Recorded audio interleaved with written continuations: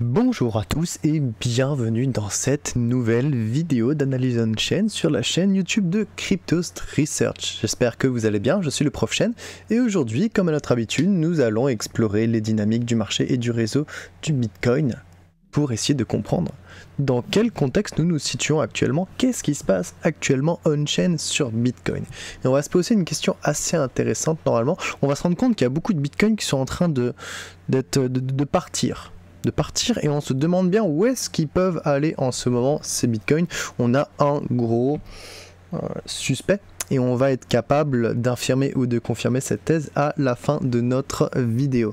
Mais avant d'entamer le vif du sujet, petit tour rapide du cours du Bitcoin qui nous a fait une superbe flambée en cassant au-dessus des 50 000 et en allant directement après une légère consolidation chercher les 52, les 53, les 54, les 57 000, les 56 000 dollars en ce moment.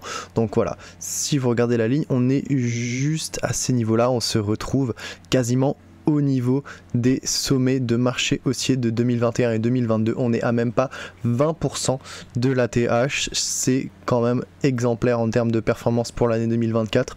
Tout au long de l'année 2023, on s'était dit que l'année 2024 serait l'année du bull run.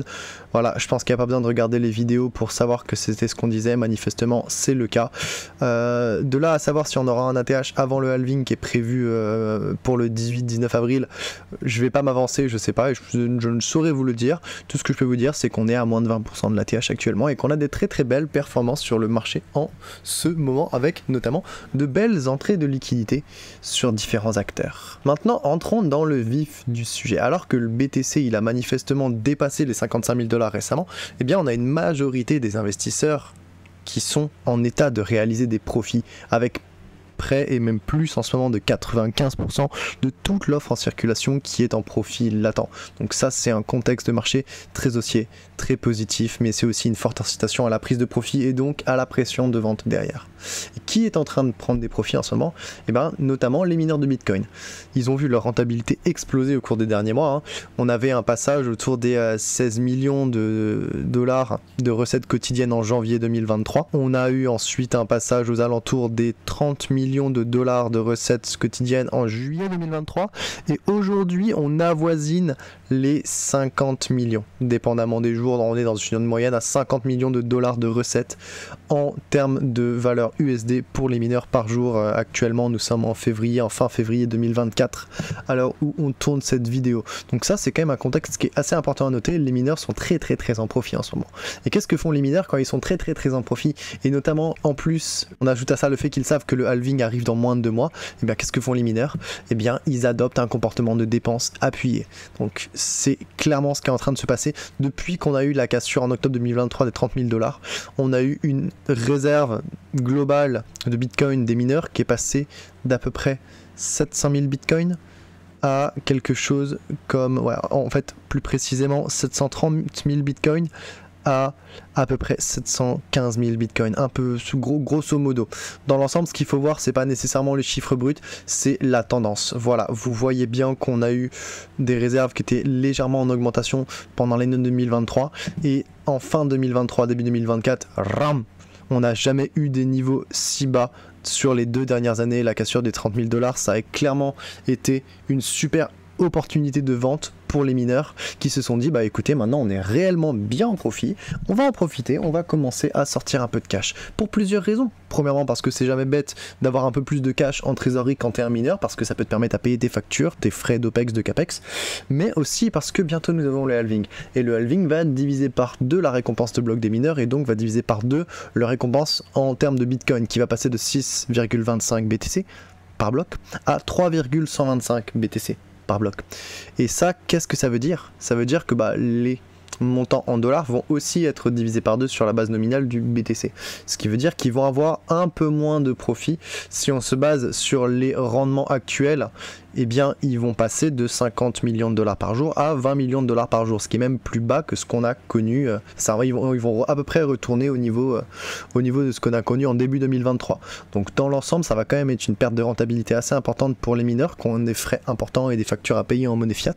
Donc il est tout à fait compréhensible que ces mineurs prennent des profits et commencent à avoir un comportement de dépense appuyé alors que la rentabilité du marché commence à être très importante. C'est un comportement qui est normal. En fait, le vrai questionnement de cette analyse on-chain aujourd'hui, c'est pas tout à fait ça. On comprend pourquoi les mineurs ils veulent dépenser et prendre des profits actuellement en prévision du halving, c'est pas un problème. Par contre, ce qui pose question, c'est mais ces bitcoins ils sont allés où?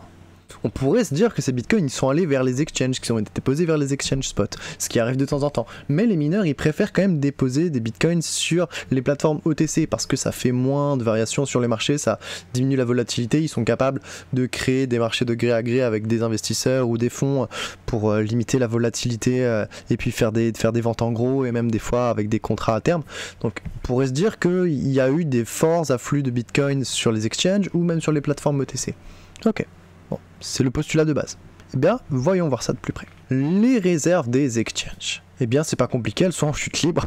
Elles sont en chute libre depuis le mois de janvier. Juste après le creux des 38 000 $ qu'on a eu ici, là, où l'offre, elle était à peu près à 2,38 millions de dollars, et ben, on a une super chute jusqu'à à peu près 2,3 millions de dollars. Donc, on a une chute de 80 000 bitcoins en l'espace d'un mois environ.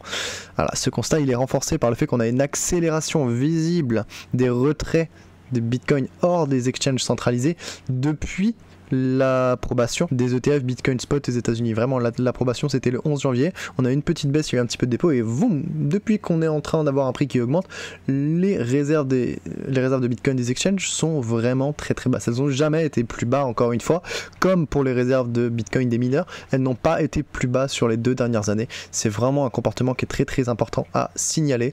Et clairement, il y a un volume de Bitcoin qui a été drainé des exchange spot au cours de l'année 2023. C'est un fort signal de désir de détention autonome. Donc les bitcoins des mineurs, ils sont probablement pas allés sur les exchanges, ou s'ils sont allés, ça n'a pas créé vraiment de grandes différences et on n'a pas l'impression de pouvoir le mesurer on-chain pour le moment. Maintenant, on va se poser la même question sur les réserves de bitcoin des plateformes OTC. Qu'est-ce qu'on voit sur les réserves de plateformes? Enfin, sur les réserves des plateformes OTC, on voit une chute continuelle, on n'a jamais été plus bas non plus. Donc vraiment la liquidité, que ce soit sur les plateformes des échanges centralisés, les plateformes spot ou sur les plateformes OTC, eh bien on n'a jamais eu des niveaux si bas.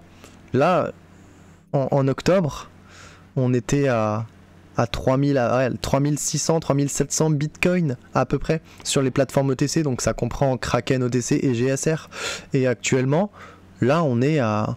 En tout cas, quand je mesurais, quand je rédigeais l'analyse, on était à 136 bitcoins. Bon, là, on est revenu à peu près à 1000 bitcoins, d'accord. Mais dans tous les cas, on a une liquidité qui est extrêmement faible sur les plateformes OTC. Donc, les mineurs sont en train de dépenser des bitcoins. Ces bitcoins ne sont pas sur les exchanges. Ils ont été, hop là, extraits des exchanges. Ces bitcoins ne sont pas sur les plateformes ETC. Hop là, les plateformes ETC, elles n'ont jamais quasiment été aussi bas. Et en plus, on a un autre constat qui vient s'ajouter à ça. Ça qui est quand même remarquable, c'est que la chute des réserves de Bitcoin de l'ETF Spot Canadien Purpose, dont on avait parlé il y a l'espace d'un mois pour mesurer la première réaction du marché vis-à-vis de l'approbation des ETF Bitcoin Spot aux États-Unis, eh bien on s'était dit, là, on a Purpose qui est en train de... Du moins, les clients de Purpose qui sont en train de sortir un peu de Bitcoin. Est-ce qu'ils sont en train d'anticiper une baisse? Bon, manifestement, la baisse a eu lieu, donc c'était un bon call. Mais il n'y a pas que ça. C'est qu'en fait, ils sont en train de faire un rééquilibrage pour aller plus vers les instruments qu'il y a aux États-Unis, notamment parce qu'ils proposent des performances peut-être plus intéressantes et parce qu'ils proposent des frais de gestion peut-être plus faibles. Donc ce qui est important à noter ici, c'est qu'il y a une chute notable des réserves des bitcoins sous gestion de l'ETF Spot Canadien Purpose qui est passé à peu près de 35 700 bitcoins à peu près 30 700 bitcoins. Voilà, donc dans l'ensemble, on a eu une chute d'à peu près 5000 bitcoins. Et cette sortie de 5000 bitcoins, elle est très probablement due à un rééquilibrage des investisseurs institutionnels qui se sont tournés vers les réceptionnaires, les récipiendaires les plus plausibles de tous les flux sortants qu'on a pu étudier et identifier depuis le début de cette vidéo, les ETF Bitcoin Spot qui ont été lancés aux États-Unis. Et pour tenter de valider cette thèse, on va aller regarder un tableau d'une qui est totalement gratuit, vous pouvez tous y accéder et le lien sera en description de la vidéo et vous pourrez aussi d'ailleurs trouver le lien directement en cliquant ici dans le tableau de Workbench de Glassnode. Eh bien, les ETF Bitcoin Spot, ils ont des flux de fou malade. Il n'y a que des entrées et c'est des entrées à plusieurs millions et en cumulatif c'est des entrées à plusieurs milliards. Les ETF Bitcoin Spot, pour rappel, ils sont obligés de détenir des bitcoins en trésorerie parce que c'est du Bitcoin Spot, c'est pas du Bitcoin Futures, donc il ne peut pas avoir de bitcoin papier. S'il y a un bitcoin dans la trésorerie d'un ETF, il est censé avoir un bitcoin en détention, soit de manière autonome, soit avec un custodial comme beaucoup utilisent Coinbase Prime notamment, donc voilà, ça dépend. Mais dans l'ensemble, c'est ETF sont en train d'aspirer toute la liquidité disponible. Ils ont aspiré la liquidité des mineurs, ils ont aspiré la liquidité des plateformes centralisées, ils ont aspiré la liquidité des plateformes OTC et ils sont aussi en train de phagocyter une partie des bitcoins sous gestion des ETF concurrents au Canada. Donc c'est quand même quelque chose de considérable. Si on voit rien que les flux en dollars depuis le 11 janvier, ce graphique-ci, on se rend compte qu'il y a des flux qui ne sont que positifs, ça ne fait qu'aspirer, aspirer, aspirer, aspirer. Dans l'ensemble, on se rend compte, quand on regarde les flux en BTC, qu'il y a quand même des sorties, mais en fait les sorties, c'est les sorties de Grayscale qui vont vers les nouveaux instruments. On est capable de le voir notamment ici avec les détentions on-chain de Bitcoin, c'est-à-dire qu'au début on avait vraiment que Grayscale qui détenait quasiment 600 000 Bitcoins, un peu plus, et actuellement la part de marché de Grayscale est en train d'être grignotée par les nouveaux arrivants, notamment par BlackRock, et vous pourrez noter que d'ailleurs Grayscale représente actuellement, depuis à peine hier ou aujourd'hui, moins de 60% de la part de marché des ETF Bitcoin Spot, même s'ils ont encore quasiment 443 000 Bitcoins sous gestion, ce qui représente à peu près 25 milliards de dollars, ce qui est quand même énormément conséquent. Et bien on se rend compte que BlackRock, Fidelity, 21 Shares, ils sont en train de prendre petit à petit des parts de marché avec des frais beaucoup plus intéressants. C'est aussi pour ça que les gens quittent Grayscale pour aller vers BlackRock, c'est parce que quand tu as un frais de 1,25%. Chez Grayscale, pareil pour Fidelity, on a des frais à 1,21 et 1,20 pour Bitwise et 21 Shares. Donc dans l'ensemble, on a des frais qui sont vraiment beaucoup moins chers. Et ça va clairement influencer les investisseurs institutionnels qui maintenant ont un moyen de s'exposer à la volatilité nette du Bitcoin par des instruments financiers traditionnels. Et donc ça va apporter énormément de flux de capitaux de la finance traditionnelle vers le secteur des crypto-monnaies. C'est justement ces flux de capitaux qu'on est capable de mesurer ici. Et comme ces entrées de capitaux nécessitent d'avoir un backing, d'avoir un adossement en bitcoin qui soit réel, eh bien il faut des bitcoins et il faut des quantités astronomiques de bitcoin parce qu'il faut plusieurs milliards de dollars de bitcoin. Il faut au total à peu près 746 000 bitcoins, ce qui représente 3,8% de l'offre en circulation. Voilà à peu près où est-ce qu'on en est actuellement. Il y a 746 000 bitcoins qui ont été accumulés, qui ont été absorbés de part et d'autre du marché et de la liquidité disponible dans le secteur de Bitcoin. Voilà pourquoi on ne comprend pas, ou du moins pourquoi on peut se poser la question de pourquoi les plateformes OTC sont au plus bas, pourquoi les exchanges sont en train d'être siphonnés, pourquoi les ETF canadiens on voit des sorties qui sont considérables et pourquoi surtout on ne voit pas des flux importants de la part des mineurs vers les exchanges ou les plateformes OTC. Tout ça, c'est parce que les ETF Bitcoin Spot aux États-Unis sont en train de drainer toute la supply liquide.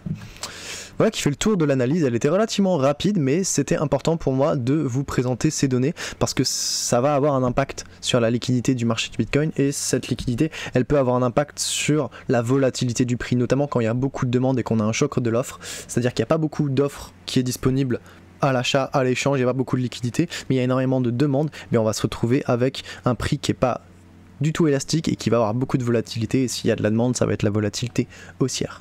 Évidemment, vous pourrez retrouver l'analyse on-chain écrite sur le site de Cryptost directement pour avoir les annotations, pour avoir le texte, parce que aussi c'est bien des fois de pouvoir prendre le temps de lire et d'avoir un petit peu plus de contexte. Bien sûr, vous retrouvez pour nos chers tweetos l'analyse on-chain en thread directement sur Twitter. Le tableau de bord, n'hésitez pas à aller le regarder, il est très complet. Hildeby, qui est d'ailleurs un français, fait du très bon boulot avec Dune pour offrir des données on-chain gratuitement à tout le monde. Donc vraiment, big up à Hildeby et j'espère que si vous voulez aller suivre sur Twitter, vous pouvez, ou sinon directement sur Dune. C'est vraiment quelqu'un de très sérieux qui fait du très bon boulot. Je tiens à saluer son travail. Et évidemment, vous pourrez toujours retrouver toutes les analyses on-chain tous les jeudis, un jeudi sur deux précisément, sur Cryptos Research. N'hésitez pas à vous abonner, à activer la cloche. Et pour ceux d'entre vous qui veulent avoir encore plus d'accompagnement, encore plus d'informations, vous savez quel est le secret en crypto, c'est d'avoir la meilleure information au meilleur moment. Et pour ça, il n'y a pas mieux que la communauté Cryptos Research. On vous fait des rapports tous les jours, on vous fait des vidéos quotidiennes sur l'analyse technique, il y a de l'analyse fondamentale, il y a de l'analyse on-chain, il y a de la mise en pratique avec des airdrops. Il y a une communauté privée immense et très bienveillante. On a la plus grande librairie de contenu de tous le crypto Twitter français. Et quand je dis qu'on a la plus grande librairie, c'est qu'en privé, entre nous, on appelle la bibliothèque d'Alexandrie. Donc c'est pas pour rien. On fait aussi des lives assez régulièrement. Donc n'hésitez pas à venir vous voir ou à tester le produit si jamais ça vous intéresse. Vous avez un petit code promo, prof20, qui vous permet d'avoir moins 20% sur votre premier mois d'abonnement, histoire de voir si c'est quelque chose qui peut vous convenir. Voici, j'espère que cette vidéo vous aura plu. Elle a peut-être été un peu plus courte que certaines vidéos précédentes, mais le sujet était quand même important et je voulais visualiser tout ça et expliciter tout ça avec vous. Donc si ça vous a plu, n'hésitez pas à le dire en commentaire, à liker, à partager, et on se retrouve dans 2 semaines pour une nouvelle vidéo d'analyse on-chain sur le marché. À bientôt.